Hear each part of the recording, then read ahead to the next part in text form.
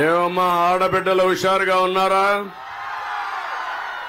మంచి మధ్యాహ్నం, మిట్ట మధ్యాహ్నం, ఎండ అదిరిపోతా ఉంది. కానీ సూర్యుడు మాత్రం మీతో భయపడిపోతున్నాడు.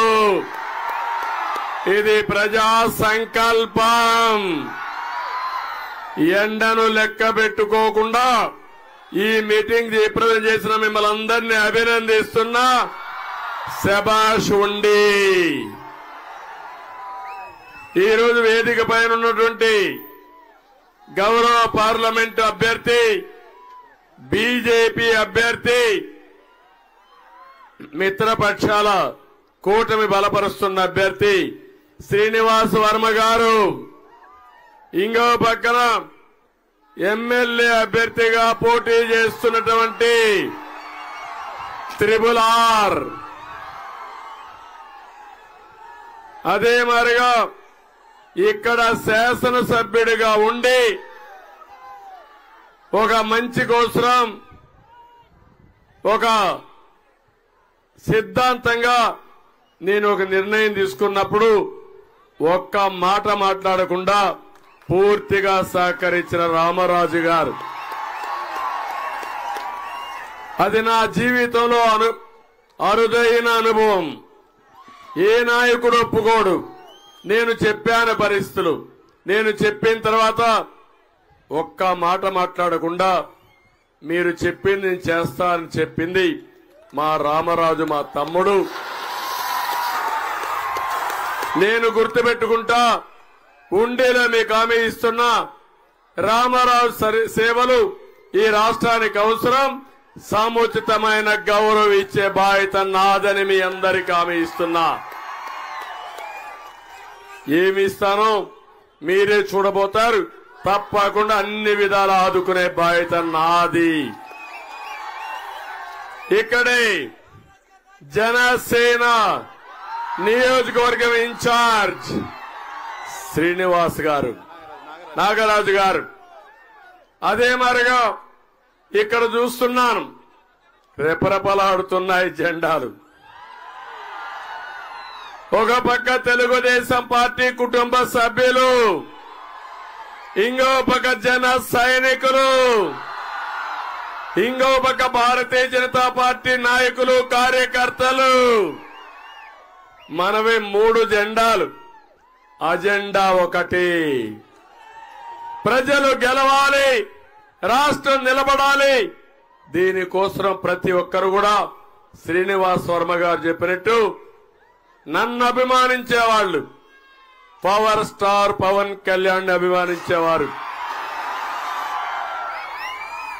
నరేంద్ర మోడీ గారి పైన అభిమానం ఉండే ప్రతి ఒక్కరు ఒక్క ఓటు కూడా అటు ఇటు పోకుండా ఎంపీగా శ్రీనివాస్ వర్మకి కమలం పువ్వు గుర్తు మీద, RRR కి ఎమ్మెల్యేగా సైకిల్ గుర్తు పైన ఓటేస్తామని గట్టిగా చప్పట్లు కొట్టి హర్షాన్ని, ఆమోదాన్ని తెలియజేయాలి. ఈరోజు నేను ఇక్కడికి వచ్చినప్పుడు తమ్ముళ్ళు ఒకటే అడుగుతున్నా. మీరు అరాచకానికి ఈ రాష్ట్ర ప్రభుత్వం పరాకాష్ట అవునా కాదా? ఈ రాష్ట్రాన్ని పరిపాలించేది ఒక అహంకారం అవునా కాదా? ఒక సైకో అవునా కాదా? ఒక విధ్వంసకారుడు అవునా కాదా? ఒక దోపిడీదారుడు అవునా కాదా? అది నచ్చక మన రఘురామకృష్ణరాజు ఒక మాట మాట్లాడాడు, విభేదించాడు.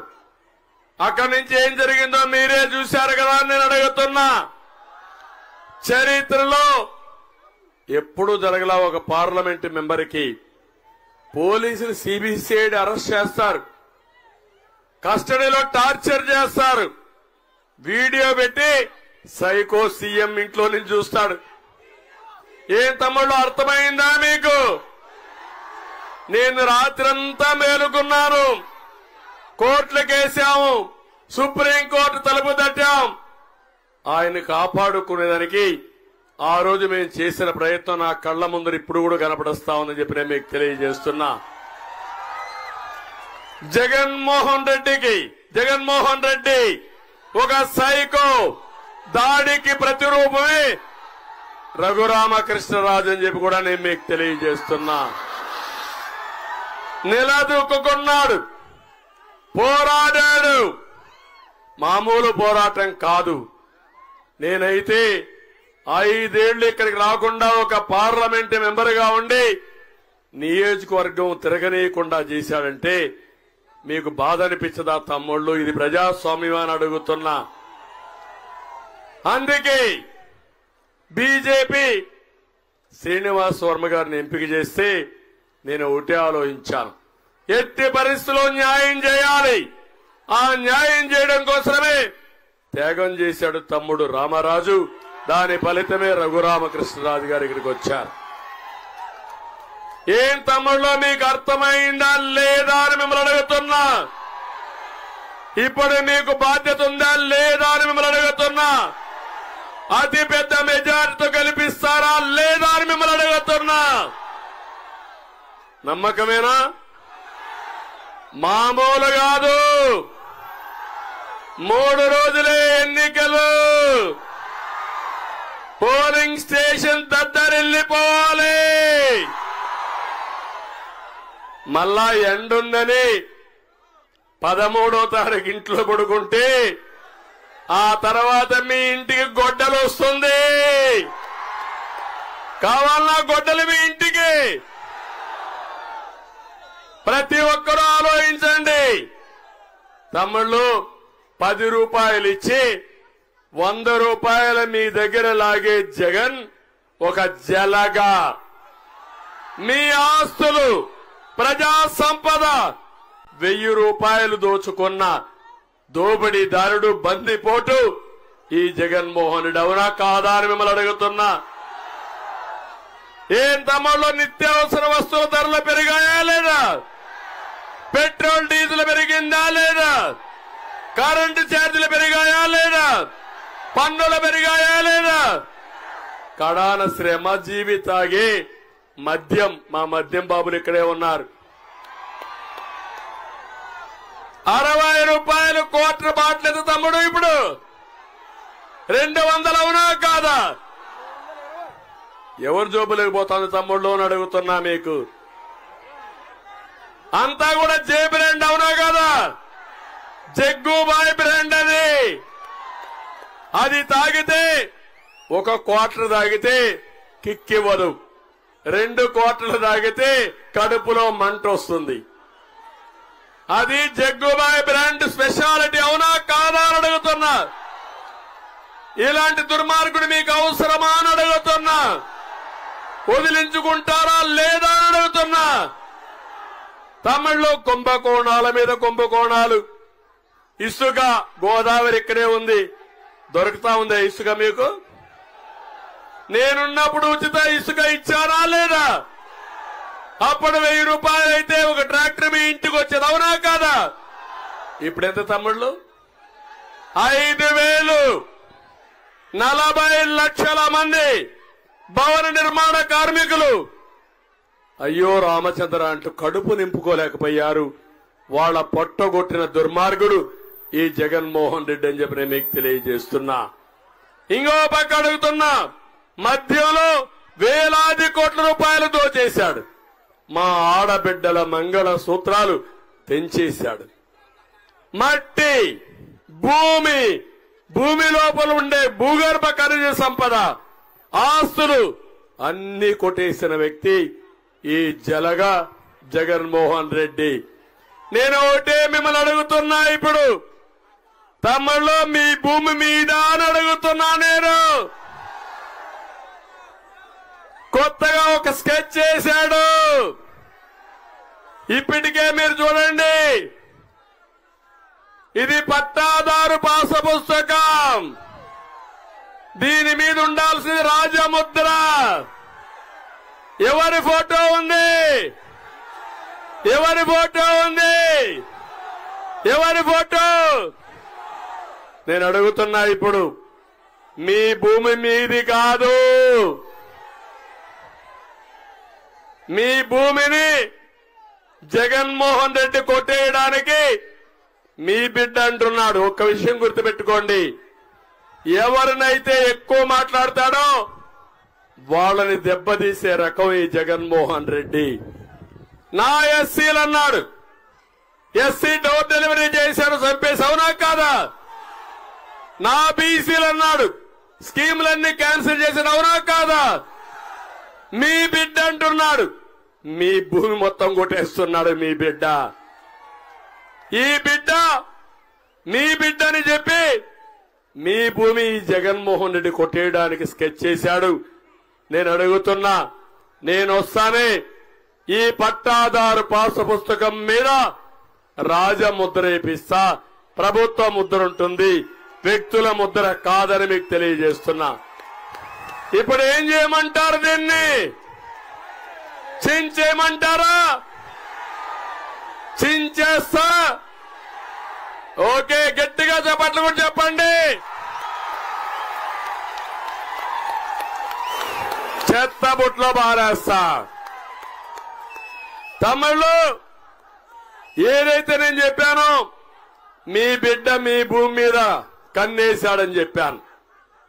మీ భూమి మీది కాదు, మీ భూమి జగన్ది, జలగది.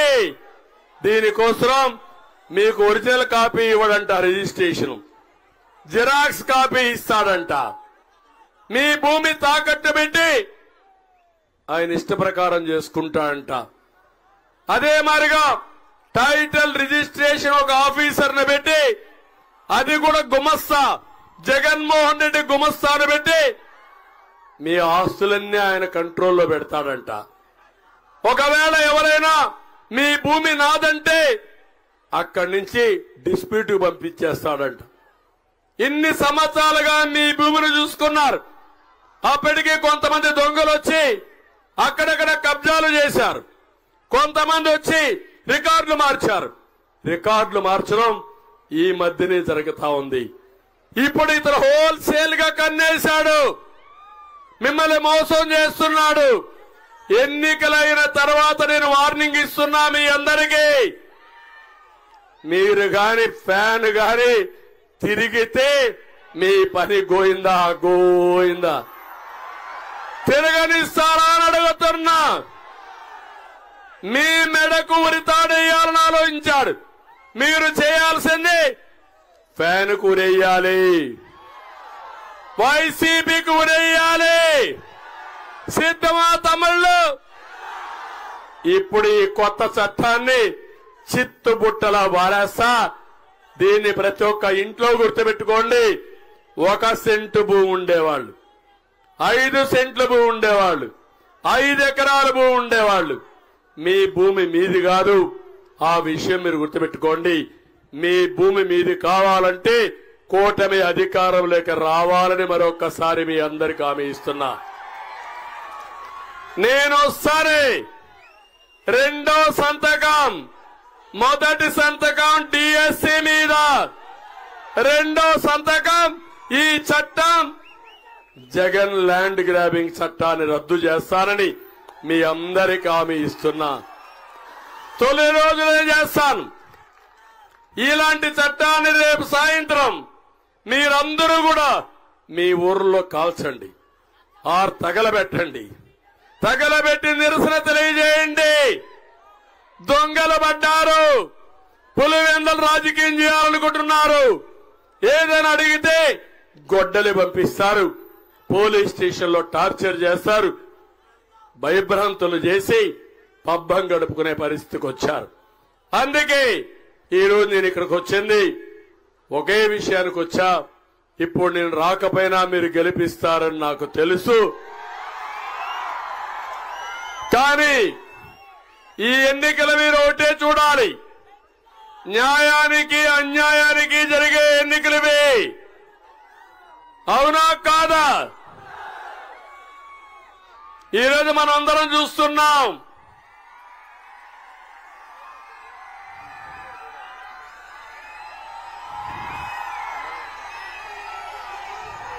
మనమందరం ఈరోజు ఒక్కసారి చూస్తే తమిళ్లో పచ్చ పచ్చి మోసగాడు ఈ యొక్క జలగ, అవునా కాదా?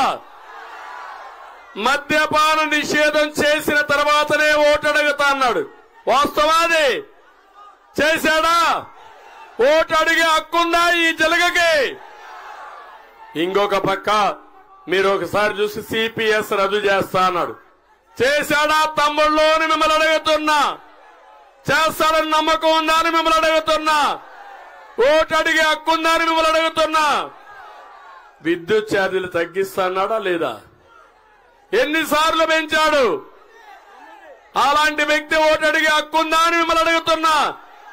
నేను వస్తే కరెంటు ఛార్జీలు పెరగవని మీ అందరికి హామీ ఇస్తున్నా. జీవనాడి పోలవరాన్ని పూర్తి చేశాడా?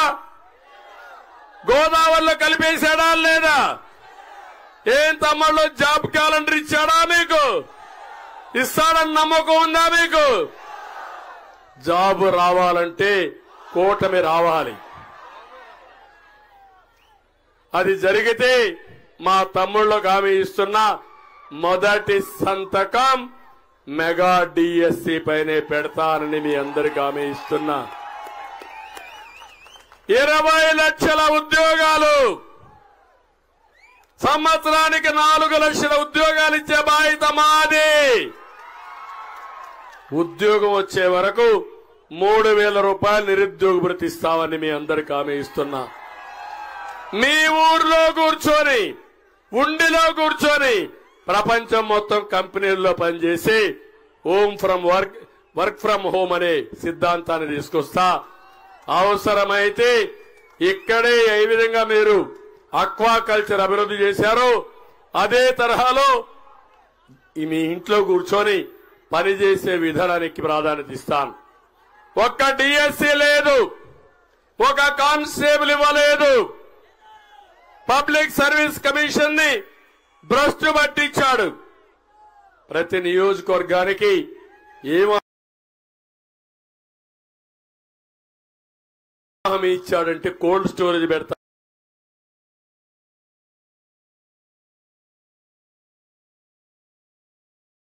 పెట్టాడా? ఇక్కడ ఒక్కటి పెట్టాడా మీకు? ఇంకో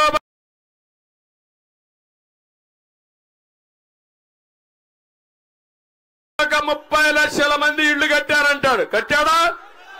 కడతాడా? నేను టిట్కో ఇళ్లు ఇస్తే రంగుల పిచ్చోడు రంగేసుకుని అసలు ఆ ఇల్లు కూడా మీకు ఇవ్వలేదని చెప్పి నేను మీకు తెలియజేస్తున్నా. అందుకే నేను హామీ ఇస్తున్నా, నేను వస్తానే టిట్కో ఇళ్లు మీకు ఇస్తాను. నరేంద్ర మోడీ గారు 4 కోట్ల ఇళ్లు కడతామని మోడీ గ్యారంటీలో చెప్పాడు. ప్రతి ఒక్కరికి ఇళ్లు కట్టిస్తా. అతను ఇచ్చిన జాగాలు కూడా నేను క్యాన్సిల్ చేయను. ప్రతి ఒక్కరికి గ్రామాల్లో 3 సెంట్లు, అర్బన్ లో 2 సెంట్లు ఇంటి జాగా ఇచ్చే బాధ్యత మాది. ఇంటి జాగా ఇస్తాం, ఇండ్లు కట్టిస్తాం. ఇల్లు లేదనకుండా ప్రతి ఒక్కరికి ఇల్లు వస్తే ఏర్పాటు చేసే బాధ్యత మాదని మీ అందరికీ హామీ ఇస్తున్నా. అదే మాదిరిగా ప్రత్యేక హోదా నాడు తెచ్చాడా తమ్ముళ్ళు? తెస్తాడా అని అడుగుతున్నా. ఇంకో పక్క రాజధానిని సర్వనాశనం చేశాడా లేదని అడుగుతున్నా. ఇప్పుడు రాజధాని ఉందా అని అడుగుతున్నా. మన రాజధాని మన రాజధాని మన రాజధాని. అందుకే నేను ఒకటే మిమ్మల్ని అందరినీ కోరుతున్నా, ఈ రోజు మేము తీసుకొచ్చినటువంటి మేనిఫెస్టో మీరు చూస్తే మిత్రుడు పవర్ స్టార్ పవన్ కళ్యాణ్ విశాఖపట్నంలో ఆయన తిరగలేకుండా చేస్తే నేరుగా అక్కడి నుంచి బయట పంపిస్తే మొట్టమొదటిసారిగా నేనే వెళ్లి హోటల్లో నోవోటల్ విజయవాడలో ఉంటే సంఘీభావాన్ని తెలియజేశాను. నేను జైల్లో ఉంటే నేరుగా వచ్చి పవర్ స్టార్ పవన్ కళ్యాణ్ ఒకే మాట చెప్పాడు, ఓట్లు చీలడానికి వీలు లేదు, కూటమి ఏర్పాటు చేయాలని చెప్పి ఆచరించిన వ్యక్తి పవర్ స్టార్ పవన్ కళ్యాణ్ గారు. రాజకీయాల్లోనే కాదు నిజ జీవితంలో కూడా ఒక hero power star Pawan Kalyan ఒక ఆశయం కోసం ముందుకొచ్చాడు. నేను అందుకే మిమ్మల్ని అందరిని అడుగుతున్నా, ఈరోజు మేము కలిసి సూపర్ 6 ఇచ్చాం, ఎన్నికల మేనిఫెస్టో ఇచ్చాం, మోడీ గ్యారంటీ ఉంది, ఇవన్నీ కలిపి అమలు చేస్తాం. సామాజిక భద్రత కోసం పింఛన్లు పెంచుతాం. ప్రతి ఒక్కరికి 4,000 రూపాయలు పెన్షన్ ఏప్రిల్ 1వ తారీఖు నుంచే మీ ఇంటికి ఇచ్చే బాధ్యత మాదే. జూలైలో 7,000 ఇస్తాం బకాయిలతో కలిపి. చంద్రన్న బీమా ఇస్తా. ఎవరన్నా సహజ మరణం అయితే 5 లక్షలు, యాక్సిడెంట్ అయితే 10 లక్షలు, బీసీ డిక్లరేషన్ ఇచ్చాం. 1,50,000 కోట్ల రూపాయలు ఖర్చు పెడతాం. వాళ్ళని ఆదుకుంటానని చెప్పి నేను మీకు తెలియజేస్తున్నా. కాపు సంక్షేమానికి కట్టుబడి ఉంటాం. రవాణా రంగంలో పనిచేసే డ్రైవర్స్ అందరికీ 15,000 రూపాయలు సంవత్సరానికి ఎక్స్గ్రేషియా ఇస్తాం. చెత్త మీద పన్ను రద్దు చేస్తాం. విద్యుత్ ఛార్జీలు నియంత్రణ చేస్తాం. డ్రగ్స్ గాని గంజాయి గాని 100 రోజుల్లో ఉక్కుపాదంతో అణిచివేస్తారని మీ అందరికీ హామీ ఇస్తున్నా. అదే మాదిరిగా ఈరోజు ఒకటే మీ అందరికీ హామీ ఇస్తున్నా. నేను విద్యేశ్వరం నుంచి మంచినీళ్లు ప్రొటెక్టెడ్ వాటర్ స్కీమ్ పెట్టి ఇక్కడ నీళ్లన్నీ భూగర్భ జలాలు కలుషితమైనాయి. అందుకే హామీ ఇస్తున్నా, మీకు స్వచ్ఛమైన నీరు ప్రొటెక్టెడ్ వాటర్ స్కీములు పెట్టి ఇంటింటికి కొళ్ళాయి ద్వారా నీళ్లు ఇచ్చే బాధ్యత మాది. 5 ఏళ్లుగా గవర్నమెంట్ ఆఫ్ ఇండియాలో ప్రతి ఇంటికి నీళ్లు ఇవ్వాలని జల్ జీవన్ మిషన్ పెడితే ఒక్క రూపాయి ఉపయోగించుకోకుండా అందులో కూడా కొట్టేయాలని ఆలోచించిన వ్యక్తి ఈ జగన్మోహన్ రెడ్డి అని చెప్పి నేను మీకు తెలియజేస్తున్నా. ఇంకో పక్క ఇక్కడికి వచ్చినప్పుడు ఆకివీడు నేను ఒకటే హామీ ఇస్తున్నా. ఇప్పుడే త్రిపుల్ చెప్పాడు, ఆకివీడిని అభివృద్ధి చేస్తాం. డ్రైనేజ్ వ్యవస్థ పైన స్లాబ్లు వేపిస్తాం. రైల్వే లైన్ కూడా ఫ్లైఓవర్ గాని అండర్ బ్రిడ్జ్ గాని కట్టి మీ అందరికీ ఆదుకునే బాధ్యత మాది. ఒక పరిశుభ్రమైన టౌన్ గా ఆకివీడును తయారు చేస్తామని చెప్పి నేను మీకు తెలియజేస్తున్నా. తమిళలో అక్వా కల్చర్ ఎవరు అభివృద్ధి చేసిందని నేను అడుగుతున్నా మిమ్మల్ని.